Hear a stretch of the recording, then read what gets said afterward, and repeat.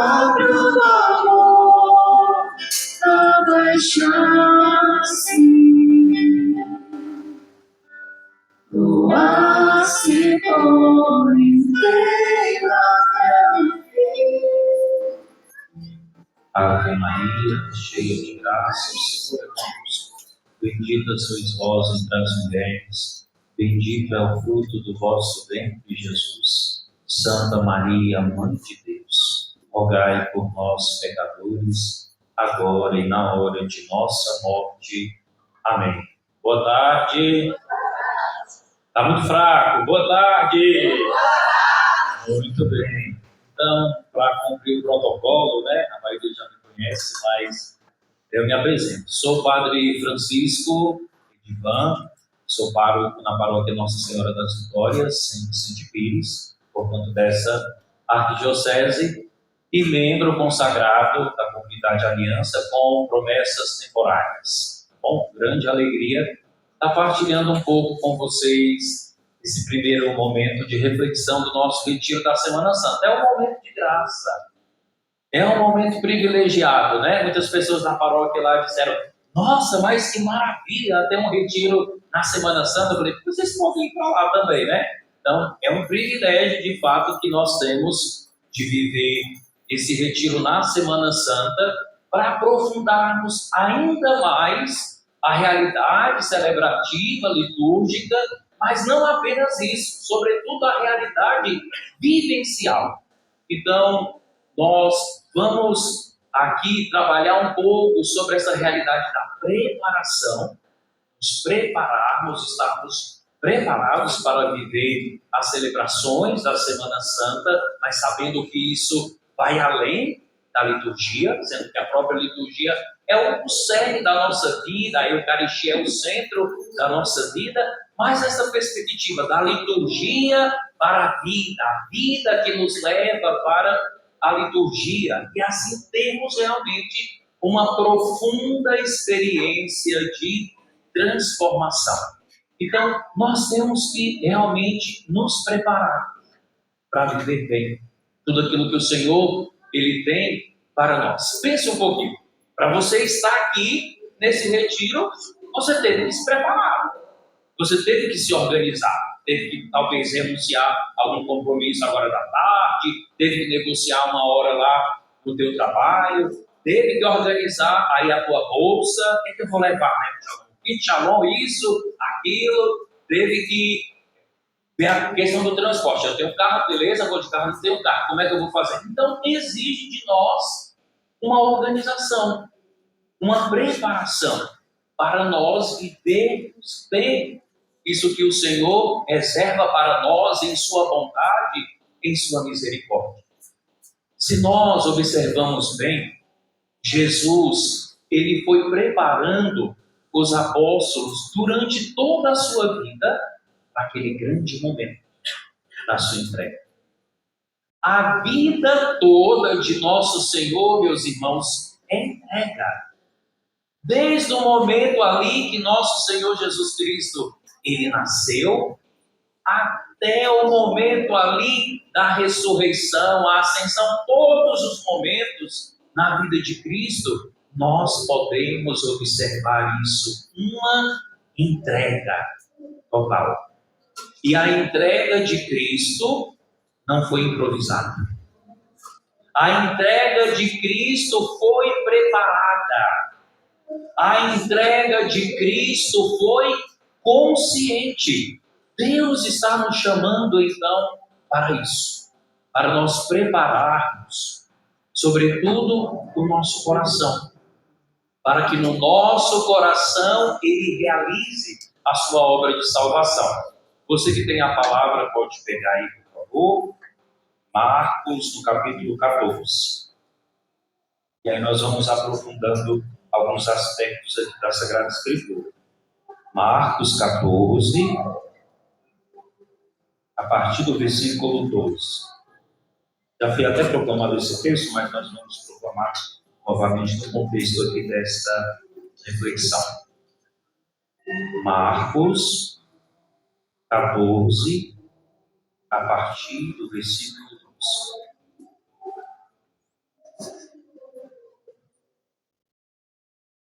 Amém, a misericórdia. Então vamos lá. No primeiro dia dos ázimos, quando se molava a Páscoa, os seus discípulos lhe disseram: onde queres que façamos os preparativos para comeres a Páscoa? Enviou então dois dos seus discípulos e disse-lhes: ide à cidade. Um homem levando uma bilha d'água virá ao vosso encontro. Segui. Onde ele entrar, dizei ao dono da casa: o mestre pergunta: onde está a minha sala, em que poderei comer a Páscoa com os meus discípulos? Ele vos mostrará, no andar superior, uma grande sala arrumada com almofadas.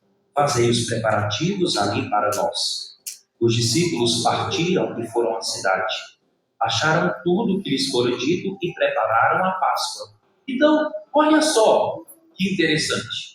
Os discípulos perguntam para Jesus: Senhor, onde queres que façamos os preparativos para a Páscoa? E Jesus, ele vai dizer tudo aquilo que eles tinham que observar. E se nós percebermos bem, Jesus ele já tinha resolvido a maioria das coisas. Então, ele que se antecipa. Ele que se antecipa em preparar. Assim como o Senhor se antecipou e sempre se antecipa na nossa vida. Ele vem ao nosso encontro. Deus que não se deixa vencer em generosidade, ele vem ao teu encontro. E o Senhor, ele prepara um banquete para nós. Vamos observando todos esses detalhes aqui, como já a Joana foi falando, de fato, toda a simbólica, né? Todos os símbolos nos ajudam a rezar, a sermos inseridos, de fato, nesse mistério que nós estamos celebrando hoje. E celebrar não é apenas recordar um fato do passado, viu? Celebrar é atualizar.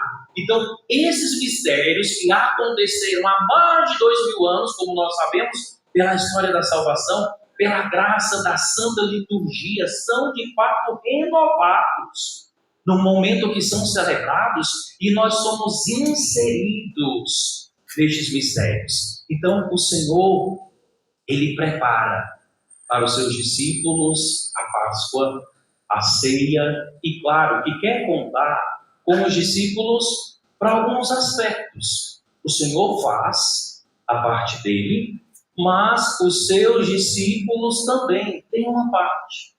Ou seja, tem uma parte que cabe a você, tem uma parte que cabe a mim. E antes de eu chegar aqui no local do retiro, eu estava ali na Verbo Divino, porque teve a confraternização dos padres lá, né? Aí eu falei, pô, dá para ir lá Vicente Pires e depois voltar, então já vou ficar aqui. Aí fiquei um pouco rezando na igreja, e ali tinha uma senhora já preparando as coisas para a missa mais tarde. E ali eu fui rezando com ali os gestos daquela mulher.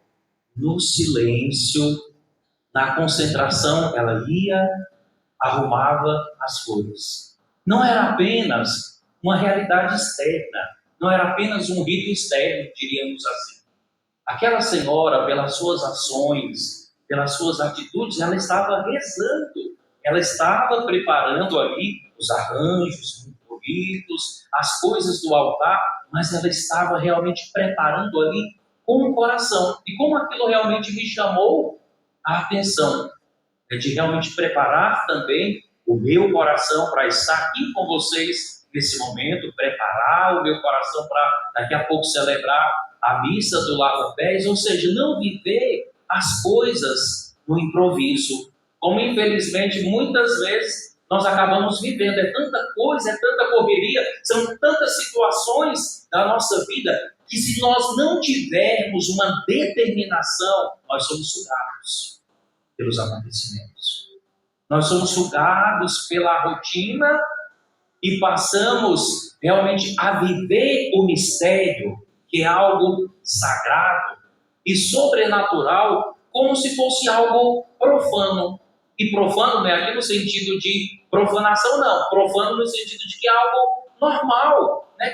Já está ali, já faz parte da minha vida, então já se tornou algo ali rotineiro. Pior, pode se tornar algo já mecânico. Que essa desgraça não aconteça. na nossa vida.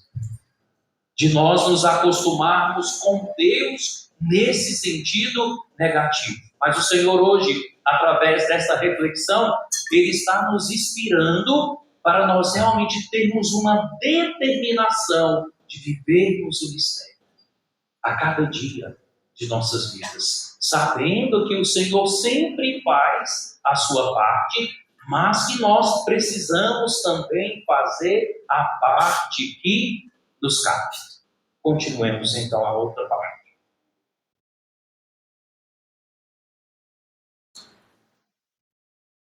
Ao cair da tarde, ele foi para lá com os 12. E quando estavam à mesa comendo, Jesus disse: em verdade vos digo, um de vós que come comigo há de me entregar. Começaram a ficar tristes e a dizer-lhe, um após outro: acaso sou eu? Ele, porém, disse-lhes: um dos 12 que põe a mão no mesmo prato comigo. Porque, na verdade, o Filho do Homem vai conforme está escrito a seu respeito. Mas ai daquele homem por quem o Filho do Homem for entregue. Melhor seria para esse homem não ter nascido. Que grande mistério! Nosso Senhor Jesus Cristo prepara ali aquele banquete para os apóstolos, é a Páscoa. E Jesus, ele diz: eu desejei ardentemente comer esta Páscoa convosco. Então ali, Jesus ele já está antecipando, já está realmente vivendo uma realidade antecipada da sua entrega, que será logo na Sexta-feira Santa. Ali o mistério da entrega ele já começa aqui, quando dá o seu corpo aos apóstolos, quando institui a Eucaristia, o sacerdócio, quando lava os pés dos apóstolos. E nesse contexto de tamanho amor, tamanha entrega, tamanha generosidade, há também este anúncio da traição. Então vejamos que aquele que escolhe amar, como nosso Senhor Jesus Cristo escolheu amar até o fim, até as últimas consequências, vai enfrentar muitas vezes também a rejeição, vai viver a realidade do sofrimento, da própria traição. Nosso Senhor Jesus Cristo viveu tudo isso e Ele nos ensina então a ter uma determinação de permanecermos no amor. Nós enxergamos este Cristo determinado a permanecer no amor. Ele sabia muito bem que Judas iria traí-lo, assim como Pedro também, mas nosso Senhor, ele permanece amando. Ele não expõe Judas, ele não acusa, ele não julga, mas ele revela que um deles irá cair, porque a verdade, ela precisa ser manifestada. A verdade, por mais dura, por mais exigente que seja, precisa ser revelada. Por quê? É a verdade que nos liberta. Conhecereis a verdade e a verdade vos libertará. A mentira não nos liberta. O engano não nos liberta. O que nos liberta é a verdade. E nosso Senhor Jesus Cristo, ele anuncia com toda franqueza, clareza: um de vós irá me trair. Mas é interessante que os apóstolos, eles se entristecem e eles começam a se questionar.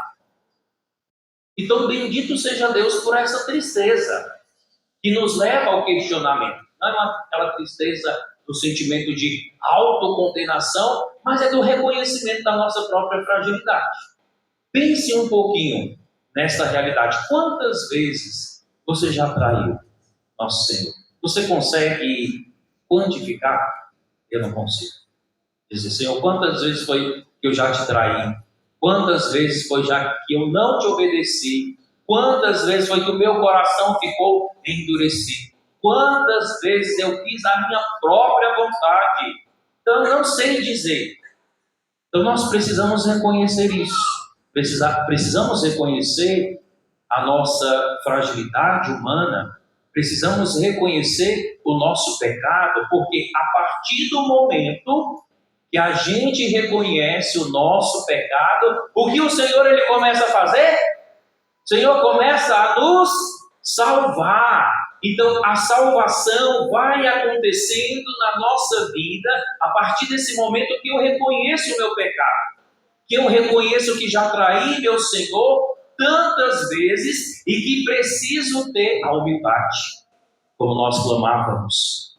Eu preciso ter a humildade de reconhecer que eu sou pó. Eu vim do pó, para o pó eu estou retornando. Então, se eu não estiver aos pés do meu Senhor constantemente, diariamente, o que vai acontecer? Eu vou trair Jesus. Nós vamos trair Jesus. E nós sabemos muito bem que isso não é uma história, que não é uma teoria, mas é a pura verdade. E cada um pode constatar. Mas que essa consciência do nosso pecado, essa consciência das nossas falhas, realmente leve-nos para o lugar certo. Que a consciência das nossas faltas leve-nos para este lugar seguro, para o porto seguro. Se nós estivermos aos pés do Senhor, Ele nos sustentará. Se nós vivermos a humildade a cada dia, e que consiste na prática, essa humildade está na presença de Deus. Dizer, Senhor, eu reconheço que no meu coração há tantas más inclinações, mas eu quero viver em Ti, Senhor. Eu quero que Tu vivas em mim. Por isso, Senhor, ajuda-me. Vem em meu auxílio. É essa atitude que nós temos que ter diante de Deus. Realmente essa atitude de clamar, realmente de nos prostrar diante de Deus e de buscar a face do Senhor constantemente. E essa face será revelada para nós, porque o que mais deseja a tua salvação, sabe quem é? Quem é? Diga. Está fraco. Quem é que mais deseja a tua salvação? Isso. Pessoa que mais deseja a tua salvação é Jesus. Tenho sede. O Senhor tem sede de você. O Senhor tem sede da tua alma. O Senhor tem sede de que tu tenhas sede dele. Então, quando nós contemplamos essa traição de Judas, nós enxergamos realmente a realidade do livre-arbítrio. Deus concedeu dons, graças para Judas, e por um período ele estava ali na presença do Senhor, mas ele foi se desviando. E aí os estudiosos vão tentar compreender, o porquê que Judas ele traiu Jesus. Claro que é sempre um grande mistério que envolve aí essa realidade da liberdade humana, o livre-arbítrio, mas alguns chegam a algumas constatações, diríamos assim. Judas, ele era daquele grupo de judeus que esperavam o Messias político. O Messias revolucionário que logo iria, vamos fazer uma revolução aqui, vamos fazer um exército e vamos logo derrotar o Império Romano. E aí quando Judas começou a ouvir Jesus falando de perdão, de misericórdia, de perdoar 7 vezes 7, que história é essa, né? Não, deve ter alguma coisa errada com esse homem. Não pode ser. E tem um outro elemento também. Ele era o responsável pela bolsa. Era o tesoureiro dos apóstolos. E o que foi que ele começou a fazer? Roubar. Então ele foi dando brecha para o inimigo e chegou a cometer esse ato de trair nosso Senhor. Ali tratou com as autoridades para entregar nosso Senhor Jesus Cristo por 30 moedas de prata. Mas vejamos, meus queridos, gostaria de chamar a atenção de vocês para esse ponto. A traição de Judas, ela também foi como que preparada. Não foi assim, ele acordou um dia, né, falou, hoje eu vou trair Jesus. Foi lá nas autoridades quando vocês querem, que eu entregue Jesus para vocês, 30 moedas de prata. Não foi assim. Essa grande infidelidade de Judas, ela foi sendo também preparada diante ali das pequenas infidelidades não combatidas e que foi crescendo no coração dele a decepção em relação a Jesus, porque ele disse, não é isso que eu pensava de um Messias. Eu quero um outro Messias, aquele Messias que está de acordo com aquilo que está na minha cabeça, e não é esse o Messias que está de acordo com o que está aqui na minha cabeça, né? E também o pecado ali, a corrupção, o roubo, todas essas realidades aí foram deixando o coração de Judas petrificado, até chegar o momento da ruptura total. Então é aquele cuidado que nós temos que ter realmente de viver a fidelidade desde as pequenas coisas do nosso dia a dia. É claro, todos nós somos pecadores e vamos lutar contra o pecado até o fim. Mas se você vai percebendo no teu coração uma má inclinação, e todos nós temos as más inclinações. Por quê? Todos nós somos filhos de Adão e Eva. Não somos imaculados. Somos maculados, temos a mancha do pecado original em nós. Mas aí que está, diante das tuas más inclinações, das minhas inclinações, o que é que nós temos feito? Não, eu tenho essa má inclinação, pronto, não tem jeito não, eu sou assim mesmo. Não e não. De fato, nós temos as nossas más inclinações, mas muito maior é a graça de Deus. Onde abundou o pecado, superabundou a graça de Deus. Padre, mas eu não consigo ser fiel nas grandes coisas. Pois começa do pouco, né? É do pouco pro muito. Se eu sou fiel no pouco, eu serei também no muito. Se eu não sou fiel no pouco, não tem como eu ser fiel no muito. Então Deus está nos chamando, a partir realmente dessa reflexão, a escolher viver a fidelidade, desde as pequenas coisas. Não vivermos uma vida improvisada, mas realmente buscarmos essa determinação que Santa Teresa fala, a determinada determinação pela vida de oração, a determinada determinação para crescermos nas virtudes, a determinada determinação pela vida sacramental, a determinada determinação pela vontade de Deus. É isso que nós precisamos.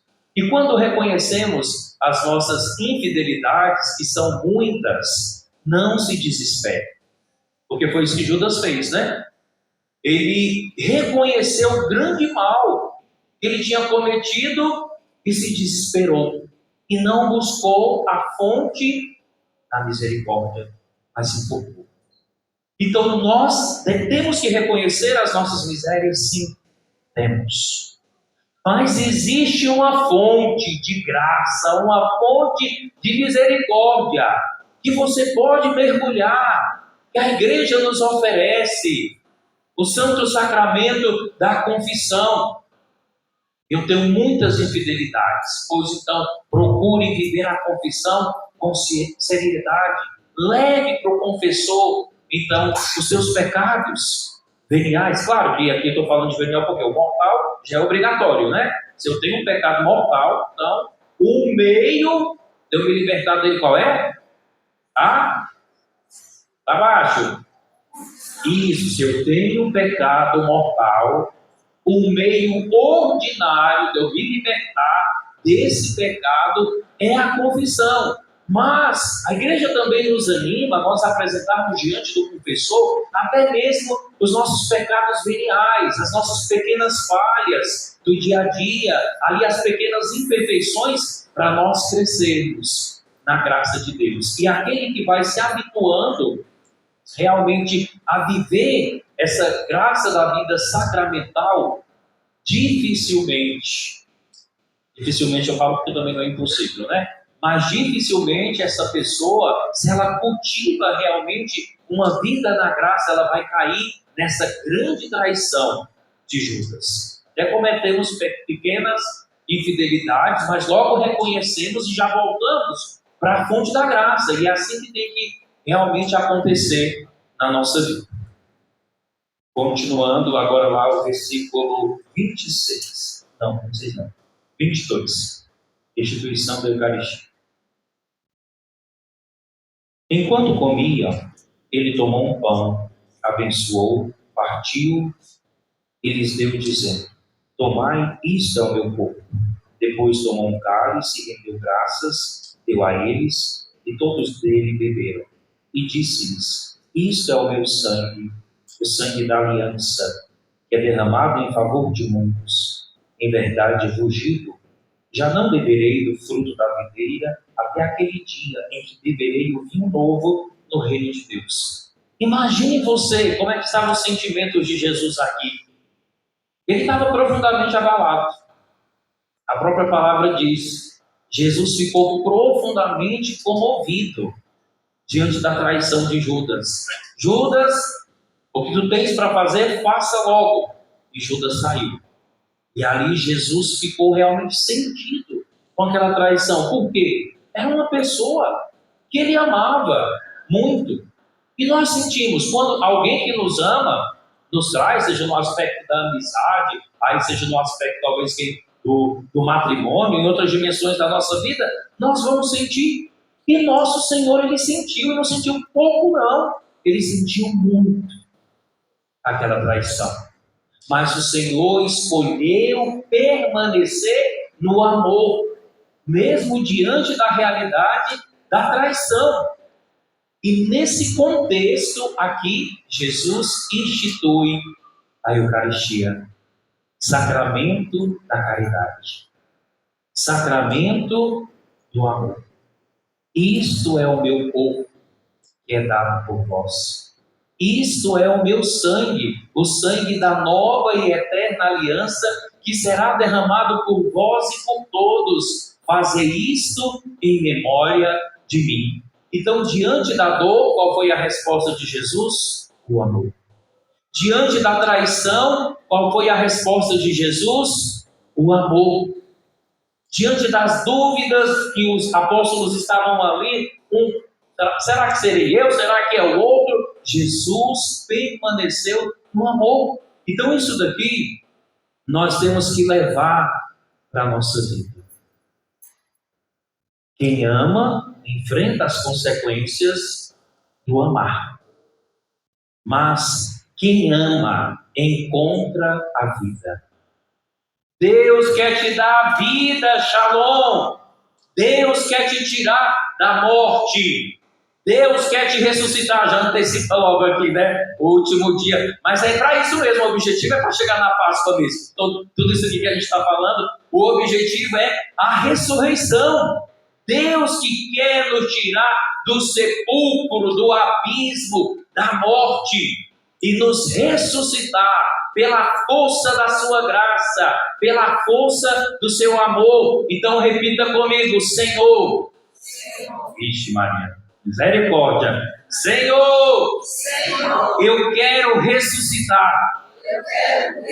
Concede-me a graça, Senhor, de permanecer no seu amor. Amém. Agora eu preciso de 4 voluntários. Vamos lá. Quem é que quer ver? 4 voluntários. Bora, venha, venha.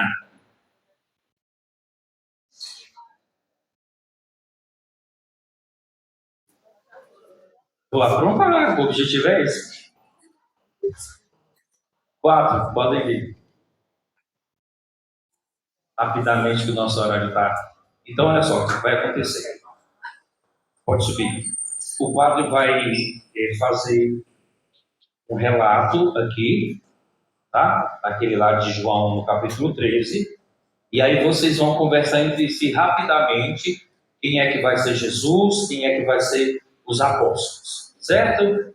E eu vou ler o relato e vocês vão fazer a dramaturgia da coisa. João 13, a cena do lava-pés. Ok? Vai lá, 2 minutinhos para vocês conversarem aqui, enquanto a gente já vai para a cena. Aqui é assim, vai lá, conversa desse, e já vai. Aqui só é o grupo mais seleto dos apóstolos, tá bom?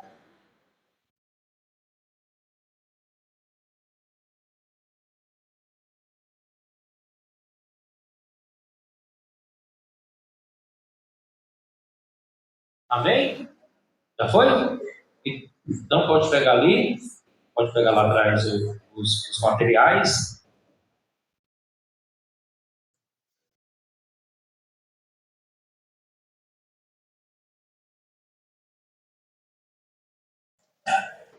Aí tem que vir para cá, para todo mundo conseguir. Podem se organizar do jeito que vocês combinaram, depois de todos os ensaios. Foram quantos meses de ensaio? Então vamos lá. Eu vou fazer o relato e aí vocês vão já fazendo a encenação, ok? Antes da festa da Páscoa, sabendo Jesus que chegara a sua hora de passar deste mundo para o Pai, tendo amado os seus que estavam no mundo, amou-os até o fim.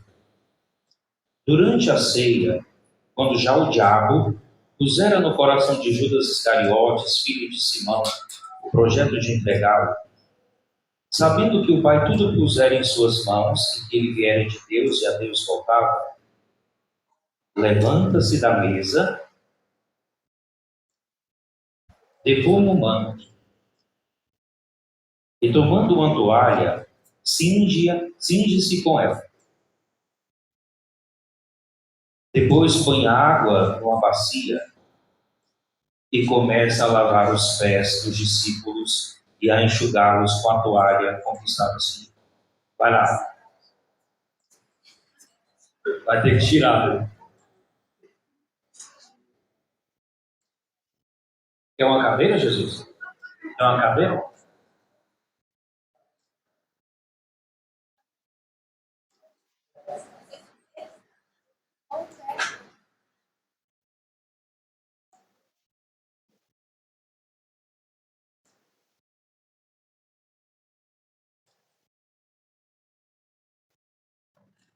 Melhorou aí, tá vendo?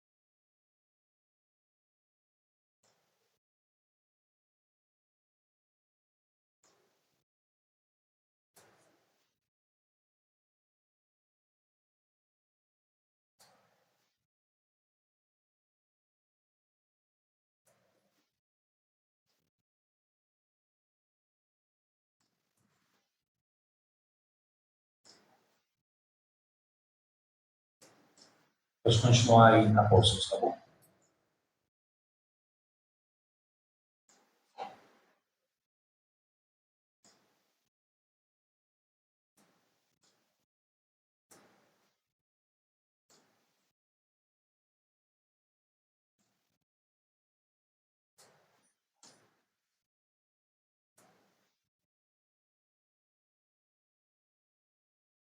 Oi?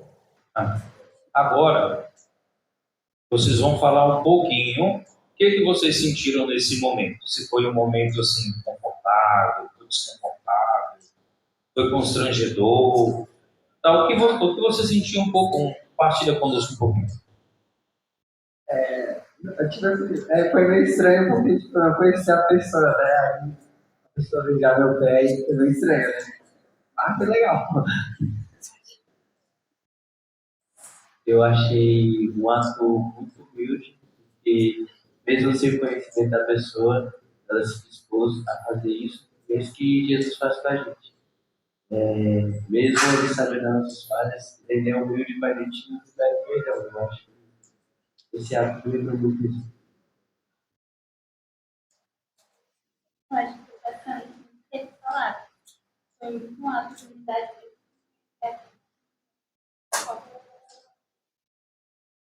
Amém. Agora vamos ouvir Jesus.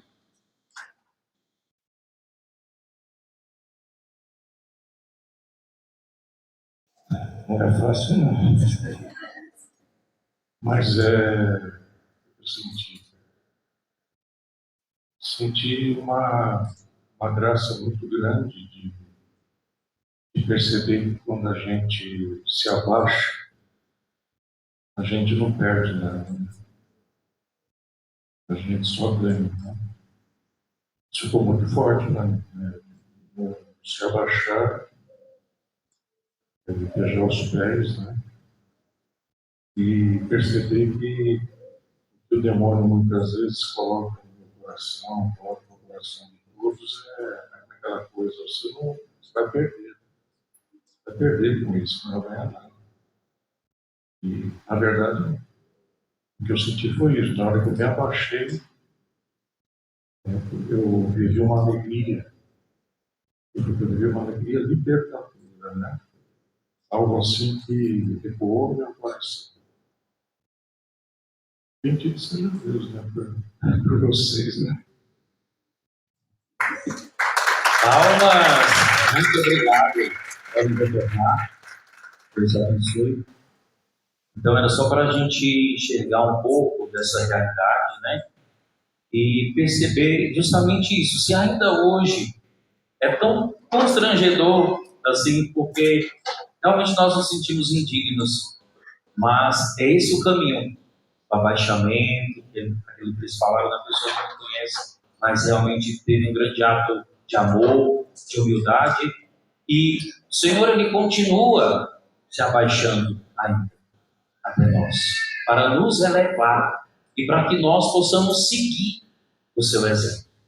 Então, que nós possamos imitar o nosso mestre. O caminho é esse, o caminho do céu é o esvaziamento, é o serviço, é viver aquilo que o Senhor nos ensina na sua palavra. Amém? Então, para concluir esse momento, vamos rezar. Vamos ficar em pé.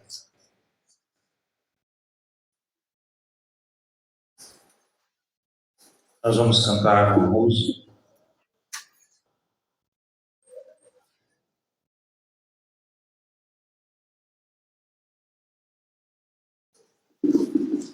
Deixa eu só fazer a chave.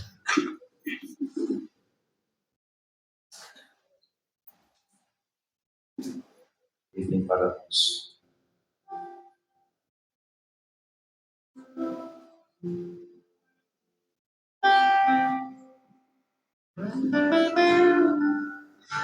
Dispõe o teu coração. Vamos rezar. Vamos fazer dessa canção nosso coração. E vamos cantar. Quantas vezes eu pensei te amar, Senhor. Quantas vezes eu pensei te amar, Senhor. Quantas vezes afirmei te amar. Te amar, Senhor. Me enganei profundamente. Me enganei profundamente. Confiei em mim somente.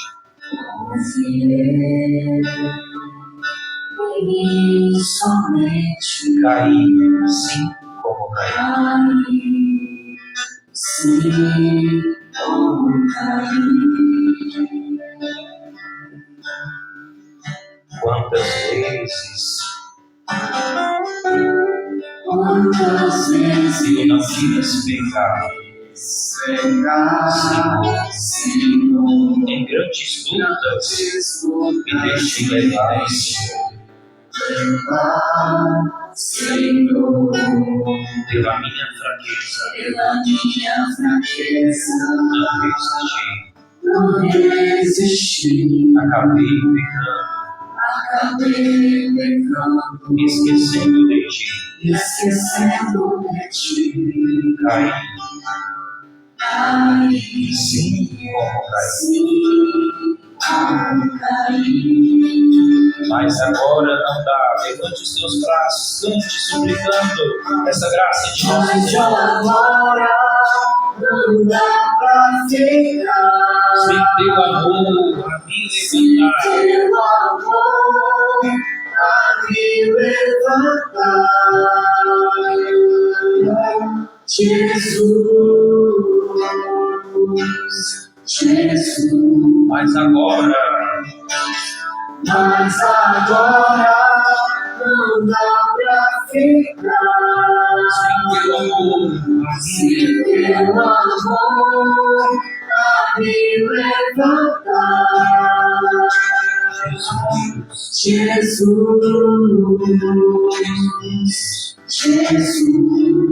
mais uma vez do início, arrependidos, com o coração contrito também.